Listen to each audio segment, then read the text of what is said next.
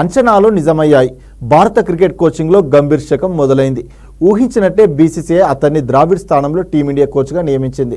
శ్రీలంక పర్యటనతో కోచ్గా గంభీర్ ఇన్నింగ్స్ మొదలవుతుంది.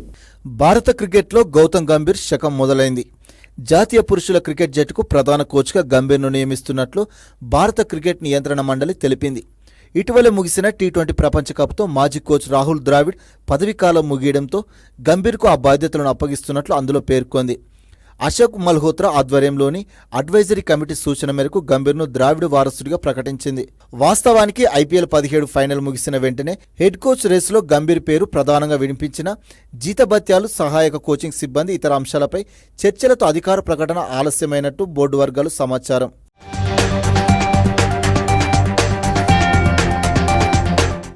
ద్రావిడ్ హయాంలో భారత జట్టు 3 ఫార్మాట్లలోనూ అప్రతిహత విజయాలతో ప్రపంచ క్రికెట్ను శాసించిందని, ఆ వారసత్వాన్ని గంభీర్ మరింత ముందుకు తీసుకువెళ్తాడని బీసీసీఐ అధ్యక్షుడు రోజర్ బిన్ని, కార్యదర్శి జైషా అన్నారు.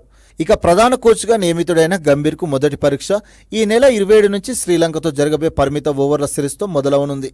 2004 నుంచి 2016 దాకా టీమిండియాకు 58 టెస్టులు, 147 వన్డేలు, 37 టీ20లో ప్రాతినిధ్యం వహించిన గంభీర్ భారత జట్టు 2007లో గెలిచిన టీ20 ప్రపంచ కప్, 2011లో నెగ్గిన వన్డే వరల్డ్ కప్ విజయాలలో కీలక పాత్ర పోషించాడు.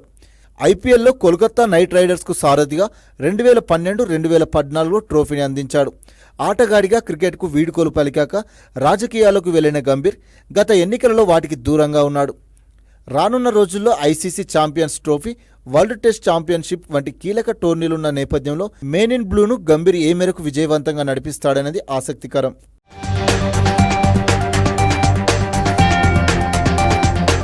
భారత క్రికెట్లో కోహ్లీ కంటే మునిపే దూకుడుకు మారుపేరుగా నిలిచిన గంభీర్ మైదానం లోపల వెలుపల అగ్రెసివ్గా ఉంటాడు. ముక్కుసూటిగా మాట్లాడే అతడి వ్యవహార శైలి కారణంగా గంభీర్ పలుమార్లు విమర్శలు సైతం ఎదుర్కొన్నాడు.